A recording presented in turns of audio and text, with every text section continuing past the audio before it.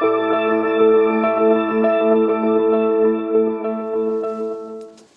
hi. And by all means, hi to Susan, who invited me to have a talk with her. My name is Winnie. This is for introducing myself a bit. I'm a mom, I'm an engineer, and I'm an endurance athlete. And I have been a big fan of Bismilk and the life view and the concept of balance that Bismilk embodies for about, I would say, 11, 12 years now. It's actually pretty funny. I've never met Susan in person, but it seems our spirits got connected very fast, very quick, at an incredible level. We share a lot of our views on life and balance and immunity and how that all relates to well-being and performance as well. Being an endurance athlete while also being mom of two and working full-time, it does require a lot of attention to your body, and especially being a very good listener for all of the signs that my body and my mind actually are sending to me.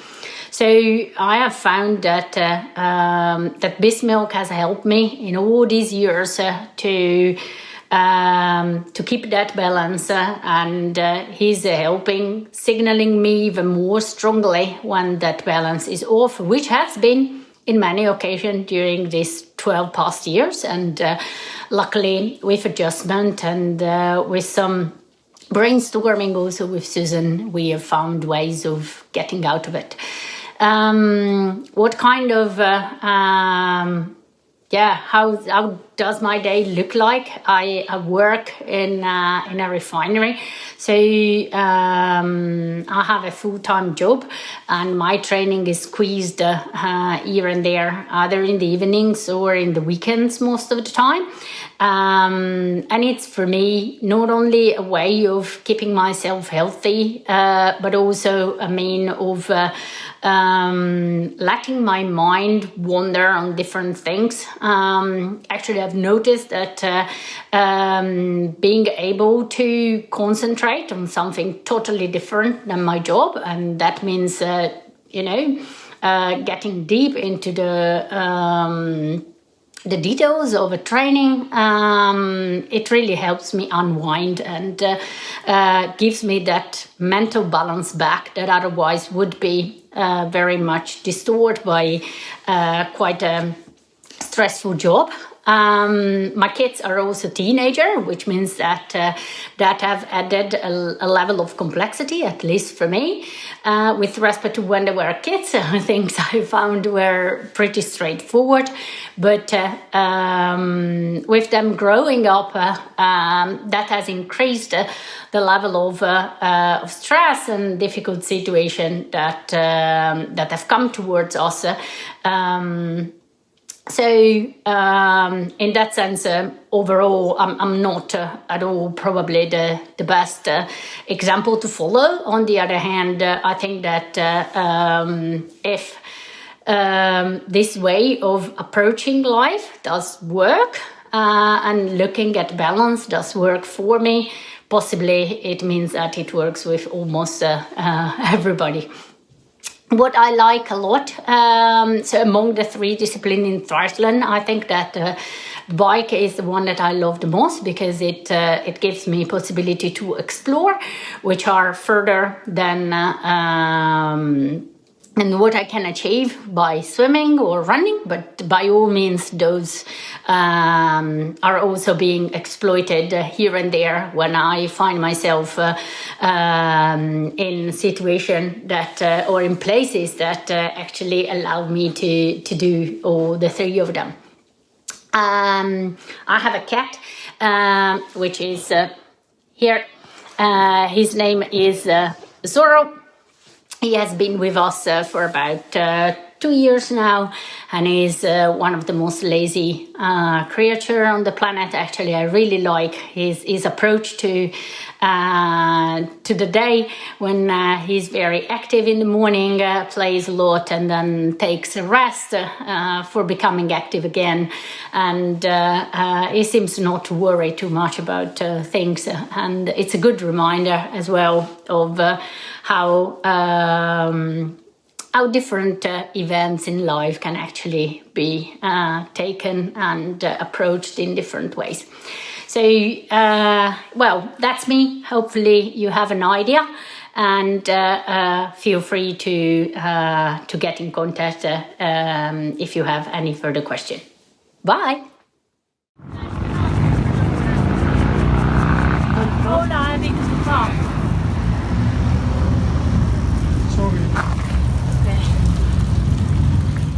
Time, you need a lot of courage to change. So myself, I know that I would feel much better in the mountains, and that is where I'm attracted. So it's really like a magnet, because of course myself wants to get back with my spirit, but at the same time I'm still stuck here, working here. Is there no option for you to change, to move?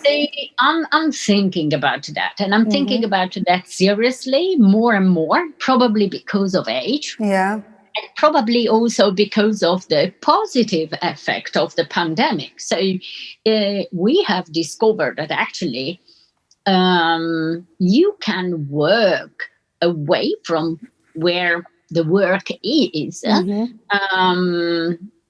if you accept, to communicate properly. Nowadays, the technique has come towards us to make things possible. Exactly. That 10 years ago was not the case. So it is more possible today than what was before, and I think that the only things that really still holds me here is the school of my kids. Yeah. So once they are done with the school, I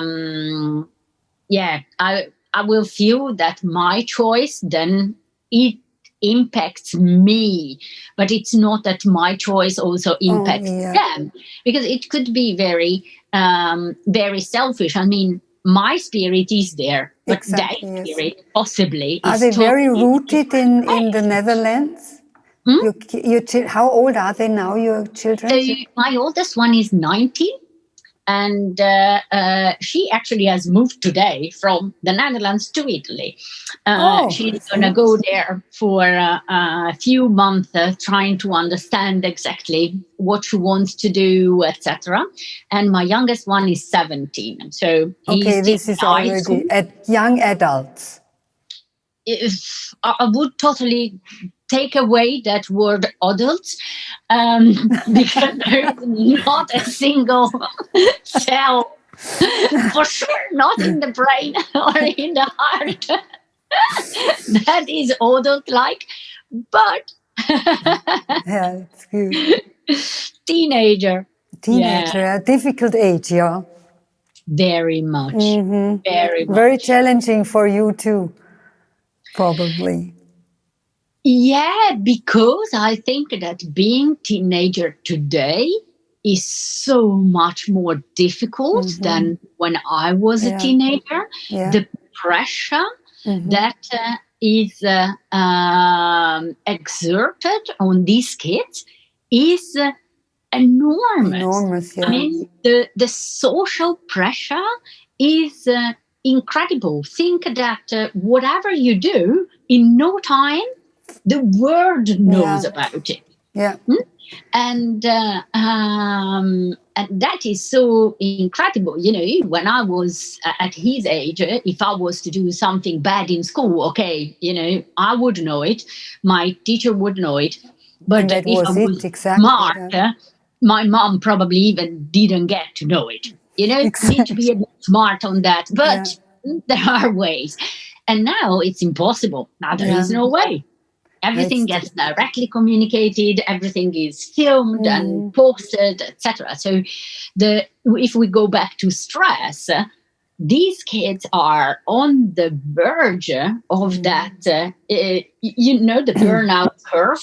How does it show like in adults? Healthy pressure, and then if you keep on putting onto it, you come to the tipping on the verge, point. And you tip over and you go down, and then you go down very steep. So this part of the curve is still quite flat, but then when you go down very steep. And I honestly think that all these kids are really sitting on that, verge. And you see it, tons of kids with allergies or asthma or psychological issues, etc., because of the stress. And it's not considered at all. It's not considered at all. I mean, we have a lot of illnesses in young people, and nobody understands why. I mean, it's not like this. Therefore, I say it's not age that makes you sick. Right? Yeah, you just gave the proof that it's a different. We have to look at these things differently, and it applies to young people as it applies to the older people. So therefore, this mindset of that we are standing for with this little beast milk universe, I think is very, very relevant and even more relevant than when I started out with it in 2000. I mean, these 20 years changed the world a lot, and I thought in 2000, 2001, we are already in the digital world, and but compared to now, this was nothing.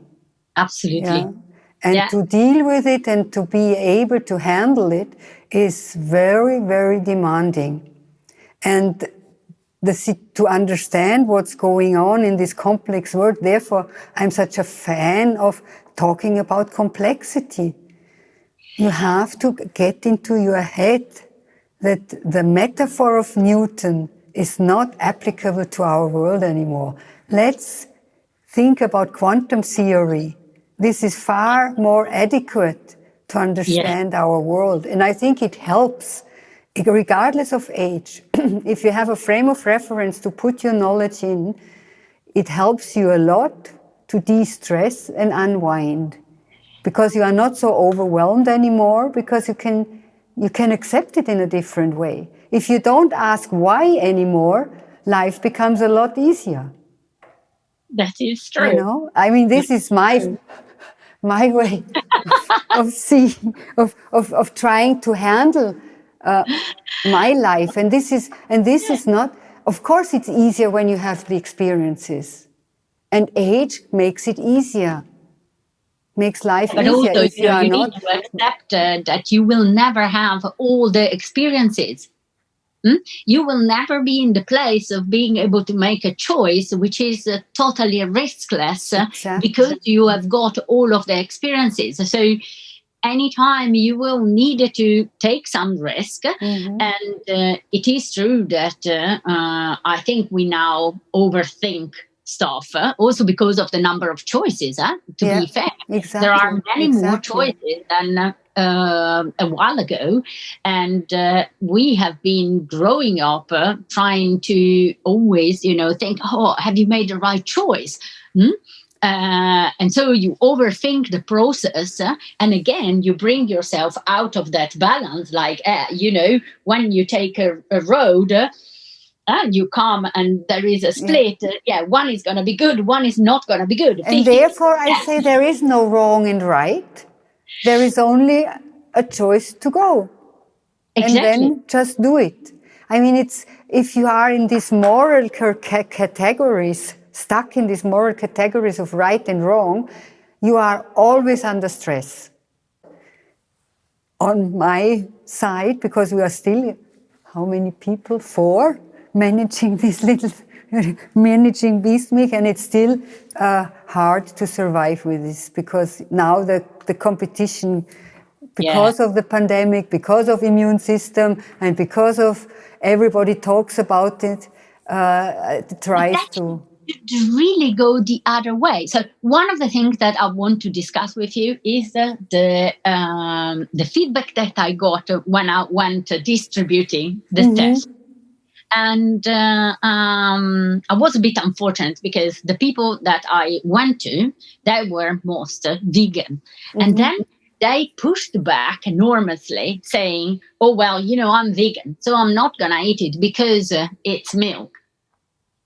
At which point the engineer in me got a burst of a laugh in a way, because I thought, oh my God, when you eat a cookie, there is more milk in the cookie than what you have in a bis milk. And I'm not going to even start with the effect of the one or the other, but leave it. But I found this on one side, and at the same time, I thought, now it's right at the moment where everybody should care so much about their immunity that anything that could help getting to a more balanced and a stronger body, stronger defenses. If your immune system is well balanced, you are in a better position. But you don't see that. I mean, I see it.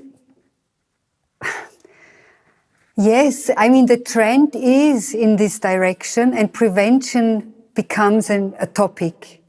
Okay. A few years, I mean, and therefore you see that the supplement industries are flourishing. I'm not a fan of supplements because monosubstances are not good for the body. Cells don't like the same stimulus all the time. Variation is key, and therefore I'm not talking about the melody of the body, the melody of the heart and things like this. So there is a trend, a huge trend, also in the US. I mean, there is a platform called the Euromonitor. They do these epidemiology studies and trend studies. And this is very clear. And therefore, I also thought now I have to take the chance not to get lost and drown in this big wave. But definitely it's like this, but it's the beginning, because before, prevention was not at all considered. Absolutely, which you see it also like at the sport massage. So I have talked this with my sport masseur many times. I go regularly because I see that the benefit is just so much bigger. But most of the people go when they have an injury already. So it's then the, let's say, different kind of physiotherapist rather than I am doing regular maintenance all the time. Exactly. We go back to our turbine. If I do regular maintenance all the time, I'm not scratching one of the scoop to the point that I need to replace it completely. Because of, I think, and that's a bit also the feedback that sometimes I got also on the bismuth. Oh, I couldn't feel anything. I'm like, well, if you take it once, it's going to be hard. And you know what? People don't feel at all. This is their problem. Sometimes you don't feel enough. Because I think that if you take the booster, the effect of the booster is incredible. If I take the booster after 12, I'm sure that I'm not going to sleep in the night. It definitely works. So sharp. But this is only an excuse, because I know that the self-awareness, and this is what I mean, whether these are athletes or other people, their self-awareness is so low. And to realize change, how do I realize, how do I do this? How do I say, okay, something changed? How do I assess that? Yeah. And I think this is the biggest, I mean, if you have a patient with issues, with a chronic inflammatory bowel disease or whatsoever, tumors, of course, for them, it's far easier to realize the difference. For people who think they are fit, they just don't know how to see. And this is prevention. Prevention is not something that you feel like, wow. Yeah. Because this is a process. Yeah, exactly. And that is where, again, it goes wrong with the last 20 years. And I think it comes from the instant gratification. Exactly. Now we are used to, because I want to have a new T-shirt. Well, I look it up and I have it the next day. Exactly. And that is what we got used to. Whereas, and you just apply the same concept to everything. Oh, To everything, exactly. I have headache. I need to have something that takes away my headache right away. I mean, what we can only do, we can have small community and try to raise our voice. But okay, Winnie, I give you a big hug, a big kiss. It was great to have you, and we connect next week. Let's try, huh? Was good to hear you, your voice after so long. Bye-bye. Don't forget to like or dislike or comment on our conversation, which is a quite complex one, and give us your inspirations. And if you like, talk with us. Just let us know. We are happy to take you on board, because we need many voices. One voice is simply not good enough. Okay? This was Eye on Air. My life, just my life.